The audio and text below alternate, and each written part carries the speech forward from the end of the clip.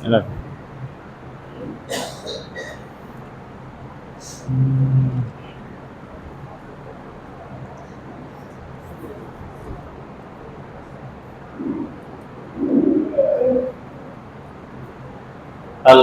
لله نحمده ونستعينه ونستغفره ونعوذ بالله من شرور أنفسنا ومن سيئات أعمالنا من يهده الله فلا مضل له ومن يضلله فلا هادي له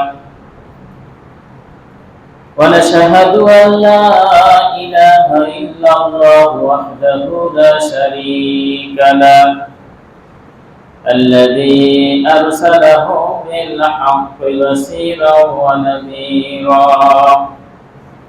وداعيا إلى الله بإذنه وسراجا منيرا أما بعد أعوذ بالله من الشيطان الرجيم بسم الله الرحمن الرحيم إنا أعطيناك الكوثر فصل لربك وانحر إن شانئك هو الأبتر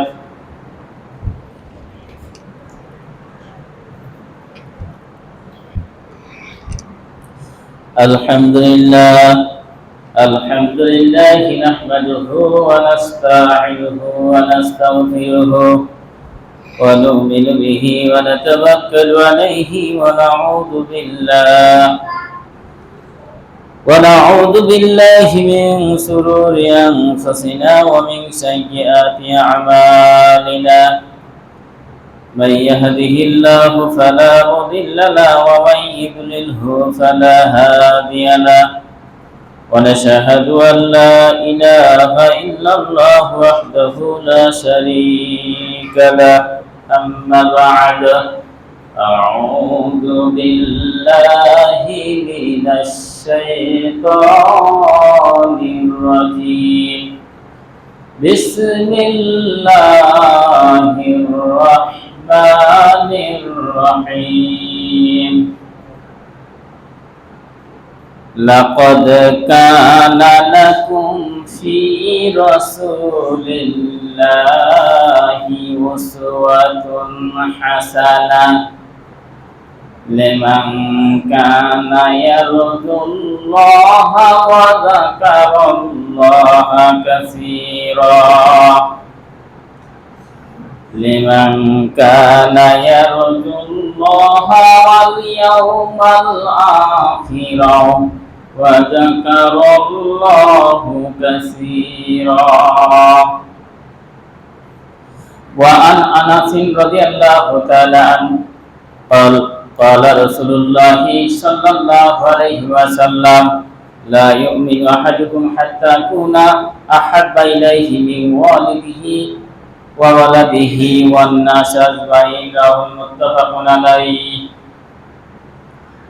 উপস্থিত আজকের মসজিদের সম্মানিত মুসল্লিবৃন্দ, আমরা সর্বপ্রথমে সেই মহান রব্বুল আলামিনের দরবারে প্রশংসা জ্ঞাপন করছি যে মহান রব্বুল আলামিন আমাদেরকে বিগত একটি সপ্তাহ অতিবাহিত হওয়ার পর সালাতুল জুমার মসজিদে সহি সালামতে আসার তৌফিক দান করেছেন। এই জন্য সেই মহান রব্বুল আলামিনের দরবারে প্রশংসা জ্ঞাপন করছি, সকলেই বলছি আলহামদুলিল্লাহ। লক্ষ কোটি দুরূদ ও তাসলিমা বর্ষিত হোক বিশ্ব নবীর প্রতি, সকলে বলছি সাল্লাল্লাহু আলাইহি ওয়াসাল্লাম।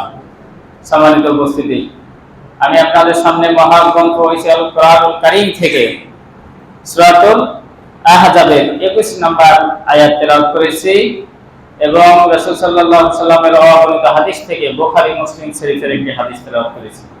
এই আয়াতের পাশাপাশি আরো কিছু আয়াত এবং এই হাদিসের পাশাপাশি আরো কিছু হাদিসকে সামনে রেখে আজকের সংক্ষিপ্ত জুমার খুতবা শেষ করব। মা তাওফিক ইল্লা বিল্লাহ, তাওয়াক্কালতু ওয়া ইলাইহি মুনীব। সম্মানিত হাজিরিন, এটা চলছে আরবি কি মাস বলতে পারবেন? রবিউল আওয়াল মাস। এই রবিউল আওয়াল মাসেই কিন্তু বিশ্বনবী এই পৃথিবীতে এসেছেন। কয়েকটি মত রয়েছে, তার মধ্যে আমাদের সমাজে যেটা পালন হয় সেটা হচ্ছে 12ই রবিউল আওয়াল, নবীর জন্মদিন এবং মৃত্যুদিন। কিন্তু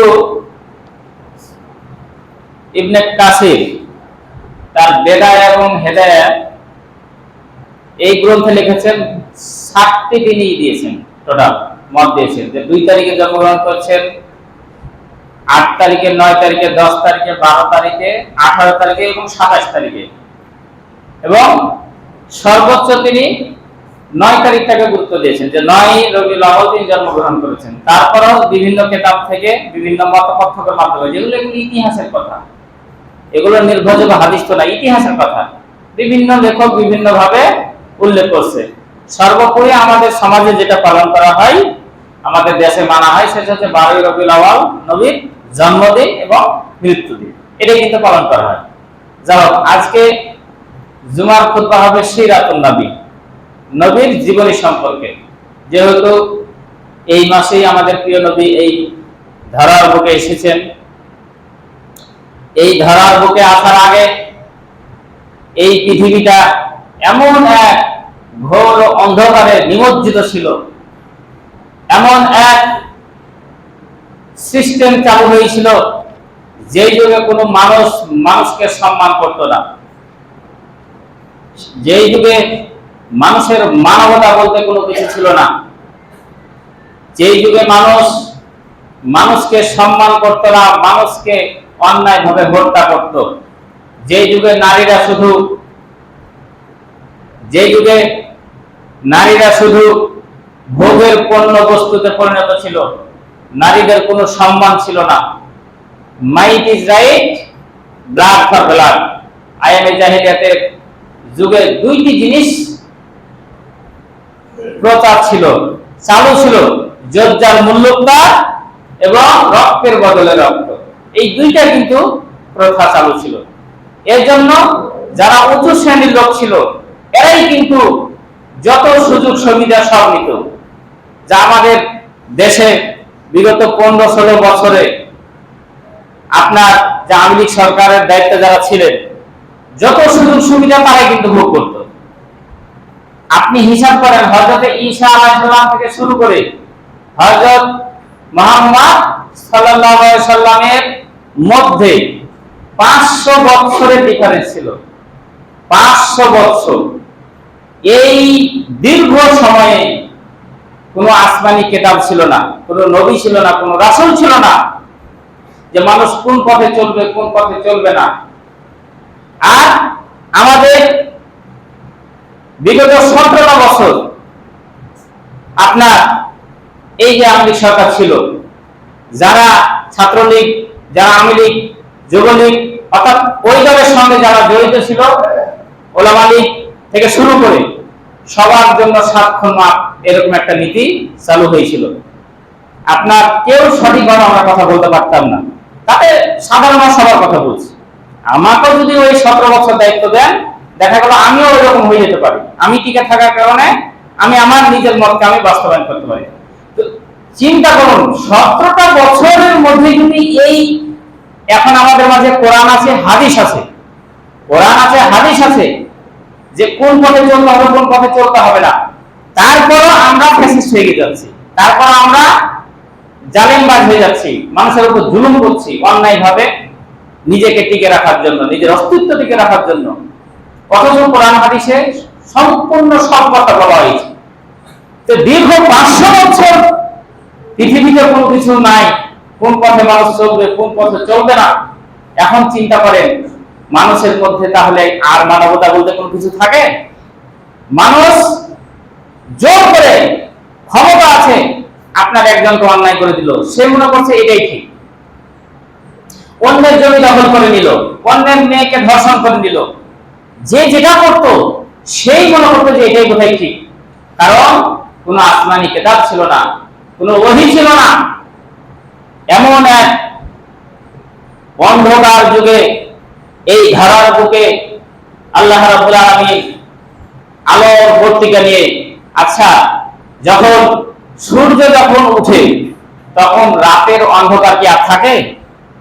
থাকে? থাকে না। তা আল্লাহ রাব্বুল আলামিন এই জমিনের মাঝে সূর্য উঠলে যেমন সবাই আলোকিত হয়, বিশ্বনবীর আগমনকে কেন্দ্র করে, বিশ্বনবীর জন্মকে কেন্দ্র করে, এইরকম মক্কা সহ সিরিয়া আশেপাশের প্রত্যেকটা জায়গাতে আপনার আলোকবর্তিকা ছেড়েছে যে পৃথিবীতে এমন এক বান্দা আসছে, এমন এক মহামানবের জন্ম হবে যে এই ঘনধারা সমাজটাকে, এই ঘনধারা পৃথিবীটাকে, এই অন্ধকার পৃথিবীটাকে আলো দ্বারা পরিবর্তন করে দিবে, এই অন্যায় করা মানুষদেরকে দিনের পথে নিয়ে চলে আসবে। এই রকম একটা আলোকবর্তিকা গোটা মক্কার বুকে আপনার ছড়িয়ে গেল। এই ধারার বুকে 570 খ্রিস্টাব্দে 12ই রবিউল আউয়াল থেকে এই 4-5টা যে মত রয়েছে, এই রবিউল আউয়াল মাসেই তিনি এই পৃথিবীর মাকে, এই পৃথিবীর বুকে মা আমিনার গর্ভে তিনি এই পৃথিবীর মাঝে আসলেন, তিনি জন্মগ্রহণ করলেন। এই পৃথিবীতে জন্মের পূর্বে 6 মাস পূর্বে তার পিতা পৃথিবী থেকে বিদায় নিয়েছেন। তিনি যখন পৃথিবীতে আসলেন তখন তিনি ইয়াতীম হয়ে, ইয়াতীম নবী হিসাবে এই পৃথিবীর মাঝে আসলেন। আল্লাহ রাব্বুল আলামিন দেখুন পৃথিবীতে একজন মানুষকে কিভাবে নিয়ে আসছেন, যিনি হচ্ছেন আসমান এবং জমিনের মধ্যে সব চাইতে শ্রেষ্ঠ মানুষ, সব চাইতে যার মর্যাদা বেশি, এমন একজন ব্যক্তিকে আল্লাহ রাব্বুল আলামিন পিতৃহারা করে, ইয়াতীম করে এই পৃথিবীতে তিনি নিয়ে আসলেন এবং মক্কা কুরাইশ বংশে তিনি নিয়ে আসলেন। আল্লাহ রাব্বুল আলামিন এই ধরার বুকে বিশ্বনবীর এমন আগমন করলেন। বিশ্বনবীর যখন আগমন এই পৃথিবীর বুকে হলো, সেই সময় মক্কা সহ মক্কার আশেপাশের যত এলাকা ছিল সব জায়গায় তারা বুঝতে পেরেছিল যে এই জমিনের বুকে একজন সৎ ব্যক্তি, একজন আল্লাহর প্রিয় বান্দা জন্মগ্রহণ করছে। মা আমিনা পেটে যখন তিনি এসেছিলেন তখনই তিনি বুঝতে পেরেছিলেন যে আমার পেটে একজন সাধারণ মানুষ নাই, আমার পেটে একজন ইহজগৎ পরজগতে পৃথিবীর সবচেয়ে শ্রেষ্ঠ মানব আমার পেটে রয়েছে। বহু নিদর্শন রয়েছে রাসূল জন্মের পর, আপনার অসংখ্য ঘটনা যেহেতু আছে, সময় অল্প সংখ্যক বলা লাগবে, অসংখ্য ঘটনা রয়েছে। বিশ্বনবী জন্মের পর কাইসারের আপনার 12টা দুর্গের পিলার ধসে পড়ে গিয়েছিল। যারা কাফের ছিল, যারা বেঈমান ছিল, তারা ভয়ে আতঙ্কিত হয়েছিল যে আমাদের মধ্যে এমন একজন যেন চলে এসেছিল, ফিরআউনকে যেমন স্বপ্নে দেখা হয়েছিল, তার শয়তান হামান সেনাপতি যেমন বলেছিল এই পৃথিবীতে এমন একজন ছেলে সন্তান জন্মগ্রহণ করবে যে তোমার রাজত্ব করে দিবে। এই ফিরআউন মূসাকে ধ্বংস করার জন্য 80,000-এর বেশি সন্তানকে এই জমিনে ভূমিষ্ঠ হওয়ার পর ছেলে হলেই তাকে হত্যা করেছে, 80,000-এর বেশি। আল্লাহ রাব্বুল আলামিন ওই মূসা নবীকে ওই ফিরআউনের ঘরে লালন পালন করে তার বিরুদ্ধে ইসলামের দাওয়াত তার বাড়ি থেকে শুরু করিয়েছিলেন। সেই আল্লাহ এখনো আছেন না নাই? আছে। তো কাফেররা সবাই চায় যে আমাদের প্রতিদ্বন্দ্বী, আমাদের অপোনেন্ট পৃথিবীতে আসুক, তারা চাই না। এই জমিনে বিশ্বনবীর 10 জন চাচা ছিলেন, তার মধ্যে আবু লাহাব ছিলেন একজন। আবু লাহাবের দাসী সর্বপ্রথম আবু লাহাবকে খুশির সংবাদ দিলেন, আপনার মৃত ভাই আব্দুল্লাহর সন্তান হয়েছে, যে সন্তানের চেহারা, যে সন্তানের রূপ সৌন্দর্য আসমান জমিনের মধ্যে আর কারো এরকম সুন্দর চেহারা নাই। এইরকম একজন ফুটফুটে ছেলে আপনার ওই ইয়াতীম ভাইয়ের, আপনার ভাই মারা গেছে, আমিনার গর্ভে জন্মগ্রহণ করেছে। আবু লাহাব এত খুশি হলো, দাসী তাকে এই সংবাদ দেওয়ার কারণে সঙ্গে সঙ্গে তাকে মাফ করে দিলেন এবং তাকে বললেন আজ থেকে তুমি স্বাধীন। এই সুসংবাদ দেওয়ার জন্য আবু লাহাব তার নিজের কিনা দাসীকে মুক্ত করে দিলেন, স্বাধীন করে দিলেন। তাহলে বিশ্ব নবীর জন্মের সংবাদে আবু লাহাব খুশি না নারাজ? খুশি। কারণ সেই সময় এখন যেমন আমরা গরু ছাগল কিনা বেচা করি, কারণ আপনার গরু, আপনার ছাগল, আপনার মহিষ, উট আপনার খোঁটা থেকে, আপনার বাড়ি থেকে আমি কি নিয়ে যেতে পারবো? কেন পারবো না? ওটা আপনার কিনা, ওটা আপনি লালন পালন করছেন, আপনি যদি বিক্রি করেন তাহলে নিয়ে যেতে পারা যাবে। ওই সময় মানুষ এইরকম গোলাপ এরকম কিনা বেচা করা হতো হাটে। তো দাসীকে যেহেতু কিনে কিনে রেখেছিলেন, এই খুশির সংবাদ দেওয়ার কারণে তাকে মাফ করে দিলেন। যাও, তোমার কাছ থেকে কি করে দিলাম, মানে মুক্ত করে দিলাম, তুমি আজ থেকে স্বাধীন, তুমি আমার আজ থেকে গোলাম নও। এত খুশি হয়েছিলেন। সংক্ষেপ সময়, অতি স্বল্প সময়ে একেবারে মেন ঘটনাটা তুলে ধরার চেষ্টা করবো ইনশাআল্লাহ। আল্লাহর নবী তিনি 570 খ্রিস্টাব্দে 12 রবিউল আউয়াল এই আসলেন এবং তখনকার যুগে আপনার প্রথা ছিল যে দুধ খাওয়ার জন্য নিয়ে যেত প্রত্যেক বাচ্চাকে। আমি জন্ম দিলাম, দুধ খাওয়ার জন্য বিভিন্ন দাসীরা এসে, বিভিন্ন মহিলা এসে নিয়ে যেত একটা ভাড়া বিনিময়ে, যে 6 মাস দুধ খাওয়াবো, 1 বছর দুধ খাওয়াবো, আমি এত টাকা নিব। ওই সময় মক্কার বুকে দুর্ভিক্ষ চলছিল। বিশ্ব নবী যখন জন্মগ্রহণ করলেন, 7 গোত্রের মহিলা নাম ছিল হালিমা, তাই না? রাসূলের দুধ মাতার নাম কি? হালিমা। তাদের খুবই অভাব ছিল, সংসারে খুবই অভাব ছিল। তারা মক্কাতে গেল যে একটা বাচ্চা পাই কি পাই না দেখি, নিয়ে এসে আমরা লালন পালন করবো, ওর মাধ্যমে যদি কিছু আমাদের উপকার হয়। সে কিন্তু যাচ্ছে, হালিমা তার স্বামীকে নিয়ে যাচ্ছে এবং যে উটের উপর চড়ে যাচ্ছিল, ওই উটটা এতই খারাপ ছিল, উটটা এত দুর্বল ছিল, হাঁটতে পারছিল না। উটের দুধ আসতো না, তার যে লহান ছিল, ওলান ছিল যে দুধ কিন্তু বের হতো না, হালিমার শরীরে দুধ হতো না। বিশ্ব নবী গরিব ঘরে জন্মগ্রহণ করেছেন, এতিম নবী। তারা চাচ্ছিল যে একজন বড় লোকের ছেলেকে আমি নিয়ে যাই, তাহলে টাকা পয়সা বেশি পাবো। হযরত হালিমাতুস সাদিয়া মক্কায় ওই যে দুর্বল উট নিয়ে যেতে যেতে দেরি হয়ে গেল। সব বড় লোকের যে সমস্ত বাচ্চা জন্মগ্রহণ করেছিল সবাই কিন্তু নিয়ে চলে গেল, একমাত্র মুহাম্মদ পড়ে থাকলো। হালিমাতুস সাদিয়া তিনি গেলেন, দেখলেন কার বাচ্চা নাই। আমি যে মানসম্মত একজন ধনী ঘরের ছেলে নিয়ে যে কিছু টাকা বেশি আবদার করব, এই আর সুযোগ নাই। তখন বলল যে অমুকের ঘরে একটা এতিম ছেলে জন্মগ্রহণ করেছে, মুহাম্মদ, নাম হচ্ছে মুহাম্মদ, তুমি যদি ইচ্ছা করো তাকে নিয়ে যেতে পারো, তেমন কিছু হয়তো দিতে পারবে না। হযরত হালিমাতুস সাদিয়া বলেন, অনিচ্ছা সত্ত্বেও বিশ্ব নবীকে নেওয়ার জন্য আমি সিদ্ধান্ত গ্রহণ করলাম। হযরত হালিমা বলেন, বিশ্ব নবীকে যেমনি আমি কোলের মধ্যে নিয়েছি, বিশ্ব নবীর চেহারা দেখে আমার দুঃখ দুর্দশা যা ছিল আমি সব ভুলে গেলাম। এত সুন্দর ফুটফুটে চেহারা মানুষের হতে পারে আমি বিশ্বাসই করতে পারলাম না। আমার এই উটটা এত দুর্বল ছিল, এত ক্ষীণ প্রকৃতির ছিল যে মক্কা আসতে পারছিল না। যেমনই মুহাম্মদকে নিয়ে ওই উটের উপর উঠলাম, উটটা এত শক্তি পেয়ে গেল, উটটা এত দ্রুত হাঁটতে লাগলো। আমি এত মন খারাপ ছিলাম, মক্কায় যেমনি মুহাম্মদকে পড়ে নিলাম, সঙ্গে সঙ্গে আমার এত মনটা ভালো হয়ে গেল। আমার মুহাম্মদকে দেখে আমার আল্লাহ আমার ভিতরে যেন একটা প্রশান্তি দিয়ে দিলেন, যেন আমি আকাশের এক টুকরা চাঁদ পেয়ে গেছি। কারণ অন্যান্য যারা এসেছিল দুধ মাতা, তারা বড় বড় ছেলে, বড় লোকদের ছেলেদেরকে নিয়ে যায়, আর আমি মুহাম্মদকে নেওয়ার পর আমার সব দুঃখ যেন আমি ভুলে গেলাম, যে আমি যেন আকাশের চাঁদটাই পেয়ে গেছি হাতে, আমার আর কোনো দুঃখ নাই। উট এত করে দৌড়লো যে যারা আগে বাচ্চা নিয়ে চলে গেছিল তাদেরকে পিছনে ফেলে আমি সবার আগে বাড়ি চলে গেলাম। অলৌকিক ঘটনা অনেক ঘটেছিল। দেখো, হযরতে হালিমাতুস সাদিয়া তিনি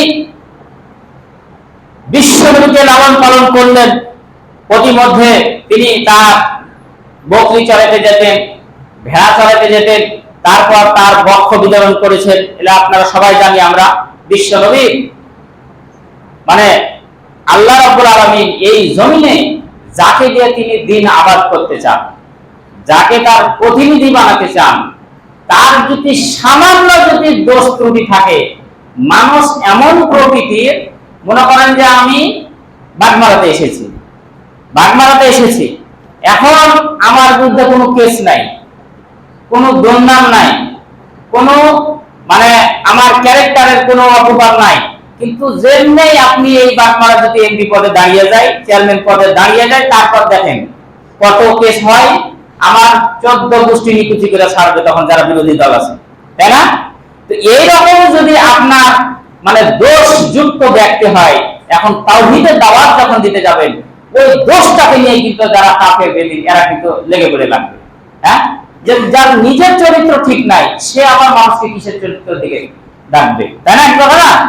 আচ্ছা, আপনার আমার ক্যারেক্টার সার্টিফিকেট, নাগরিক সনদপত্র কোথা থেকে দেয়?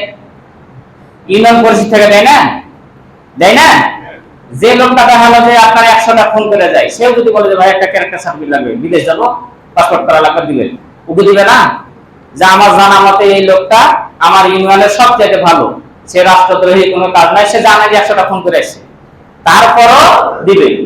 এই এলাকার মধ্যে সবচেয়ে যেটা মাগি খোর, মনে করেন সবচেয়ে যেটা মাগিবাজ, ধর্ষণকারী, সেও যদি যে ভাই আপনার ছেলেকে দেন, মানে ক্যারেক্টার সার্টিফিকেট দেন, সে বলবে যে আমার জানা মতে সে এই এত মানে এই নাম মুখের ছেলে মুখ, হ্যাঁ, জানা মতে তার চরিত্র ফুলের মতো পবিত্র, তার মাধ্যমে একটাও অন্যায় হয়নি, মানে যত ভালো ভালো কাজ ওই গুণে গুণান্বিত করে আপনাকে দিবে। তাতে চোর যাক, বাটপার যাক, খুনি যাক, হুজুর যাক আর বেহুজুর যাক, সবার সার্টিফিকেট চেয়ারম্যান সাহেব আপনার 100-150 টাকা 200 টাকা করে নিয়ে দিবে, দেখি না? হ্যাঁ, ওই ক্যারেক্টার সার্টিফিকেট দেওয়ার পর আইসি প্রথমে মানুষ খুন, আইসি প্রথমে টাকা পাচার, এরকম আমাদের সমাজে অসংখ্য করছে না? করছে তো। তাহলে এই ক্যারেক্টার সার্টিফিকেট দিয়ে এই ক্যারেক্টারের কোনো দাম আছে? এই সার্টিফিকেটের কোনো দাম আছে? আর আল্লাহ রাব্বুল আলামিন এই মানুষের অবগত হবে তিনি জানেন, এই জন্য ওই ছোট থেকেই তিনি তার নবীকে বুক চিরে তার কলিজা বের করে আপনার কালো যে দাগ, শয়তানের দাগ ধরার চেষ্টা করছে, এগুলো ধুয়ে মুছে পরিষ্কার পঙ্কিলতা করে দিয়েছেন, যাতে বিশ্বনবীর ক্যারেক্টারের মধ্যে কেউ মানে দোষারোপ করতে পারেন। আল্লাহ রাব্বুল আলামিন বলেন, ওয়া ইন্নাকা লাআলা খুলুকিন আযীম। আল্লাহ রাব্বুল আলামিন বলেন, নবী হে, আপনি হচ্ছেন এই পৃথিবীর মধ্যে সবচাইতে উত্তম চরিত্রের অধিকারী। আপনি হচ্ছেন পৃথিবীর মধ্যে সবচাইতে উত্তম চরিত্রের অধিকারী। আপনার চরিত্রের সার্টিফিকেট এই পৃথিবী থেকে নয়, সারা আসমান পরে আর স্বাধীন থেকে আমি আল্লাহ তোমার চরিত্রের সার্টিফিকেট দান করুন। সুবহানাল্লাহ। যে আমি আল্লাহ স্বয়ং, যে আল্লাহ পৃথিবী আসমান জমি সবকিছু আমি তৈরি করেছি, এই আল্লাহ আমি তোমার চরিত্রের সার্টিফিকেট দিলাম। পৃথিবীর হাজারো মানুষ ফেরাউন আসতে পারে, নমরুদ আসতে পারে, আবু জাহেল আসতে পারে, সবাই এসে তোমার চরিত্রের বিরুদ্ধে দোষারোপ করতে পারে, কিন্তু কারো বাপের সাক্ষী নাই যে তোমার বিরুদ্ধে একটা ক্যারেক্টার খারাপ, একটা চরিত্র, 1 মিনিটের চরিত্র তোমাকে খারাপ বলে দেখাতে পারে। দেখাতে পেরেছে? পেরেছে। আজ থেকে 1450 বছর আগে বিশ্বনবীর ক্যারেক্টারের বিরুদ্ধে লেগে উঠে পড়ে লেগেছিল উতবা, সাইবা, ওয়ালিদ বিন মুগিরা, আবু জাহেল থেকে শুরু করে সবাই বিশ্বনবীর পিছে লেগেছে। আল্লাহ রাব্বুল আলামিন ওই বিশ্বনবীর ক্যারেক্টারকে রক্ষা করে ওই সমস্ত কাফেরদের চরিত্রকে জাতির সামনে প্রকাশ করে দিয়েছেন, ঠিক কিনা বলেন? তাহলে এই নবীর চরিত্র আপনার, আমরা সেই নবীর উম্মত, সেই নবীর উম্মত, তাহলে আমাদের চরিত্র কি রকম হতে হবে বুঝতে পারছেন? বিশ্বনবী হযরত হালিমার ঘরে 6 বছর মোটামুটি দুধ পান করলেন। তারপর যখন বক্ষ বিদারণের ঘটনা দেখলেন, হযরত হালিমা তো সাজিয়া ভয় পেয়ে গেলেন, এটা আমার খারাপ, পরের ছেলে নিয়ে এসেছি, 1500 টাকা বা 1000 10,000 টাকার বিনিময়ে শেষে আমাকে ফের আসামি ফাঁসি করে মার্ডার কেসের আসামিতে না করতে হয়, বুঝলেন না? মানে একদম বুক চিরে দিয়েছে। দেখি বাবা যে একে তাড়াতাড়ি বিদায় করো, এই বালককে তাড়াতাড়ি বিদায় করো, যে বুক চিরে দিয়ে সেলাই করে দিয়ে আবার তার বাড়ি নিয়ে চলে আসছে। কখন কি না হয়। একজন খুনিকে আপনি কি রাখবেন বাড়িতে? আমি কি রাখবো? যে পুলিশ আসলে তখন দেখা যাবে যে তাকে তো ধরবে, আমাকে ধরবে, কেন তুই ওকে জায়গা দিয়েছিস? আছে না এরকম? একজন খুনি মনে করেন যে মার্ডার টাডার করে এসে আপনি রাখবেন বাড়িতে? রাখবেন না। কেন? যে তাকে তো পুলিশ ধরবে, জানতে পারলে আপনাকে ধরবে। তো বিশ্ব নবী যখন এই যে বুক ছিল, ব্যাপার ভয় হয়ে গেল, বাবারে, যে এরকম ছেলেকে তো রাখা ঠিক হবে না, কারণ আজকে তার ছিঁড়েছে, কাল আমারও ছিঁড়তে পারে, এরকম মানুষের ভয় আছে না, যে আজ তার পালি কাল আমারও পালি হতে পারে। তো এই যে ভয়ে তাকে পাঠিয়ে দিলেন। বিশ্ব নবী মা হালিমাতুস সাদিয়া যখন আমিনার কাছে বিশ্ব নবীকে প্রেরণ করে দিলেন, বিশ্ব নবী অসংখ্য ভাবে এতিম নবী হিসাবে তিনি বড় হতে লাগলেন। তার দাদার নাম কি ছিল? Abdul Muttalib. বিশ্ব নবীর দাদার নাম কি ছিল? Abdul Muttalib. তিনি দায়িত্ব গ্রহণ করলেন। তারপরে তার চাচা আবু তালিব, দশম হিজরি পর্যন্ত, নবুয়তের দশম হিজরি পর্যন্ত আবু তালিব তাকে নিজের ছায়া ছত্রের মধ্যে রেখেছিলেন। সম্মানিত হাজিরিন, বিশ্ব নবী এভাবে পর্যায়ক্রমে তিনি বড় হতে থাকলেন। বড় হতে হতে তার একটা ভিতরে চিন্তা ছিল, মক্কার লোকেরা আল্লাহকে ভুলে গিয়েছে, আল্লাহকে তারা চিনতে পারে নাই, তারা মূর্তি পূজা। ওই সময় কাবা ঘরের মধ্যে 360টা মূর্তি ছিল, ছিল না? কাবা ঘরের মধ্যে 360টা মূর্তি নিয়ে কাবা ঘরকে উলঙ্গ অবস্থায় তারা তওয়াফ করত। মক্কার মধ্যে তারা এত অন্যায় করত, বিশ্বনবীর দেখে মনটা খারাপ হয়ে গেল। বিশ্বনবী এত সৎ ছিলেন, এত সত্য কথা বলতেন, ওই কাফেররা বিশ্বনবীকে আল আমিন as-সাদিক উপাধি দিয়ে দিল। কি আল আমিন আর as-সাদিক, যে সত্যবাদী, আমানতদারি। এর কাছে যদি আমানত রাখা যায়, আপনার কখনো আমানতের খেয়ানত করবে না। ওই কাফেররা সবাই বিশ্বনবীর কাছে আমানত রাখতেন, এবং তিনি যে কথা বলছেন সবাই বলতেন যে এটা হচ্ছে সত্যবাদী নবী। আল্লাহ রাব্বুল আলামিন এর জন্য বলেন, আমি নবীকে এমন চরিত্রের অধিকারী করেছি, লাকাদ কানা লাকুম ফি রাসূলিল্লাহি উসওয়াতুন হাসানা। আমি তোমাদের জন্য বিশ্ব নবীর আদর্শের উপর উত্তম নিসওয়াত, উত্তম আদর্শ রেখে দিয়েছি। বিশ্ব নবী কিভাবে ছোট অবস্থায় বড় হয়েছি, এই যে ছোট বাচ্চাদেরকে কিভাবে মানুষ করবেন, বিশ্বনবীর সিরাত জানতে হবে। বিশ্বনবী ছোট অবস্থায় কিভাবে চলতেন, বিশ্বনবী কিশোর অবস্থায় কিভাবে চলেছেন, বিশ্বনবী কৈশোর অবস্থায় কিভাবে চলেছেন, বিশ্বনবী যৌবনে পদার্পণ করার পর কিভাবে তিনি চলাফেরা করেছেন, বিশ্বনবী বিবাহ শাদী করার পর কিভাবে স্ত্রীদের সঙ্গে ব্যবহার করেছেন, সব ক্ষেত্রে আমি তোমাদের আদর্শ বানিয়ে দিলাম বিশ্বনবীকে। আপনি আমি বিশ্বনবীর উম্মত হিসাবে আমরা কখনো অস্বীকার করতে পারবো না যে হুজুর আপনাদের খালি খাওয়া দাওয়া কাজ, আপনাদের দিকে তো হুজুরকে খেতে দেয় না। আমাদের দিকের ওই মসজিদের নিয়ম হচ্ছে 5 ওয়াক্ত হুজুর ওই একজনই, আপনার সর্বোচ্চ একজন মসজিদ রাখতে পারে, যদি ভালো মসজিদ হয় সেক্ষেত্রে। তো যিনি জুমা পড়াবেন তিনি 5 ওয়াক্ত নামাজ পড়াবেন, এবং সঙ্গে সঙ্গে মক্তব্য। তাহলে যেটা হচ্ছে বড় মসজিদ, আমার যেমন হয়তো 500 550 ঘরের মসজিদ ছিল এর আগে, বিশাল মসজিদ, নিউ মার্কেটে থেকে বলো। তো আপনার ওই ছাত্রকালের মতো মক্তব 2 জন থাকতো, একজন মুয়াজ্জিন আর আমি থাকতাম মিনিমাম। তা আপনার ওই মসজিদে ইমামের ঘর ছিল, সব ছিল 120 ঘরে আপনার খাওয়ার লিস্ট করে রেখেছিলাম, একদিন করে পালি, ওই 4 মাস করে একদিন হুজুরের খাওয়ার পড়তো। আপনার শুয়ে থাকতাম, উঠে থাকতাম, বসে থাকতাম, পেঁয়াজের দাম যে কখন আপনার এই কি বলে যে 15 টাকা থেকে 250 টাকা হয়ে গেছে আমরা জানতে পারতাম না। কেন জানতাম না? আমরা তো বাজারে যেতাম না, মানে শুয়ে থাকতাম। ওই 4 মাস পর একদিন খাওয়ার পড়তো, ওই প্রত্যেক জনের মাছ মাংস গরুর গোশত নিয়ে এসে হুজুর উঠে, আপনার গাজল হচ্ছে, ম্যাগ হচ্ছে, বৃষ্টি হচ্ছে, কিছু বুঝতে পারতাম না। এই হুজুর উঠেন, কি ব্যাপার, এই ভাত পেয়েছি, আচ্ছা রেখে চলে যান। বাজারের খবর বুঝতে পারতাম না, এই কারণে আমরা ওয়াজও করে নিয়ে এলাম এতদিন। এখন কিনা খেতে বুঝতে পারছি যে ব্যাপার খারাপ, কোনটা থেকে কোনটা চলে গেছে বাংলাদেশ।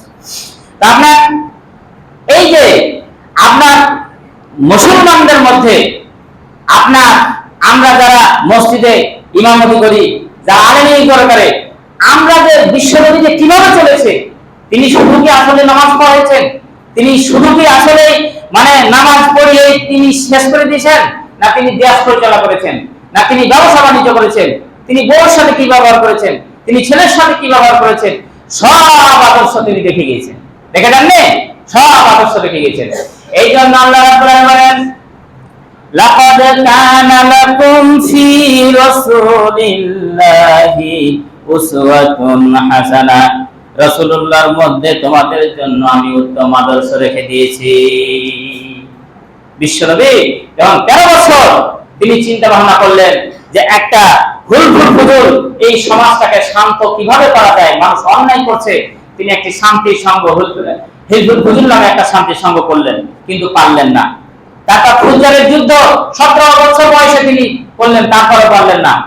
বয়স যখন 23 বছর তিনি ব্যবসা করতে গিয়েছেন, ব্যবসায় এত সফলতা অর্জন করলেন, মা খাদিজা ম্যানেজার হিসেবে তার ব্যবসায়িক কাজে রেখে দিল, কারণ হযরত খাদিজাতুল কুবরা ব্যবসায় এমন লস খাচ্ছিলেন, ওই 23 বছর রাসূলের সময় তাকে ব্যবসার ম্যানেজার হিসেবে রেখে দিল। যেমনই তাকে ম্যানেজার করে দেওয়া হলো, বিশ্বনবী 2 বছরের মধ্যে খাদিজার এত সম্পদ বৃদ্ধি করে দিল, এত সম্পদ, মানে এত সৎভাবে ব্যবসা করে এত বরকত দিল। আল্লাহ রাব্বুল আলামিন কথা বলছেন, ওয়া মা আরসালনাকা ইল্লা রাহমাতাল লিল আলামিন। কোন ব্যক্তি যদি শান্তি পেতে চায়, কোন ব্যক্তি যদি রহমত পেতে চায়, কোন দেশ যদি রহমত পেতে যায়, কোন বাড়ি যদি রহমত পেতে চায়, কোন এলাকা যদি আল্লাহর রহমত পেতে চায়, তাহলে অবশ্যই অবশ্যই তাকে নেতা হিসেবে মানতে হবে বিশ্বনবীকে। শান্তি পাওয়া শর্ত করে দিলেন আল্লাহ রাব্বুল আলামিন বিশ্বনবীকে, যে আপনার নেতা যদি বিশ্বনবী না হয়, আপনি হাজার হাজার টাকার ব্যবসা করেন, আপনি লস খাবেন, আপনি অনেক টাকা ইনকাম করবেন, আপনার সংসারে সুখ থাকবে না, আপনার অশান্তি থাকবে, টাকাকে ফেলে দিয়ে আপনি রাতে রাতে দিল্লি পালাতে দিতে পারবেন না। আছে না? হ্যাঁ, এত কোটি কোটি টাকা আপনার কি হলো? কি হলো? কোটি কোটি টাকা আপনার লাভ আছে? আজকে আমাদের আমলিক ভাইরা যে সমস্ত ভাইদের যে অবস্থা, কোন কাহিনী দেখেন, এত কোটি কোটি টাকা দিয়ে কি হবে? অথচ আমরা অল্প টাকার চাকরি করি, অল্প টাকাতে খাই করি, বিশ্বনবীকে নেতা মানি, আল্লাহকে রব মানি, আপনার দিন ইসলামকে আবার ধর্ম মানি, কোরআনকে সংবিধান মেনে যায়। দেখেন আপনার হুজুরদের বেশিরভাগই নুরানি চেহারা, একদম মরার আগ পর্যন্ত সুন্দর জান্নাতি চেহারা হয়ে তারা দুনিয়া থেকে বিদায় নেয়। এত কোটি টাকাতে কি হবে আপনার?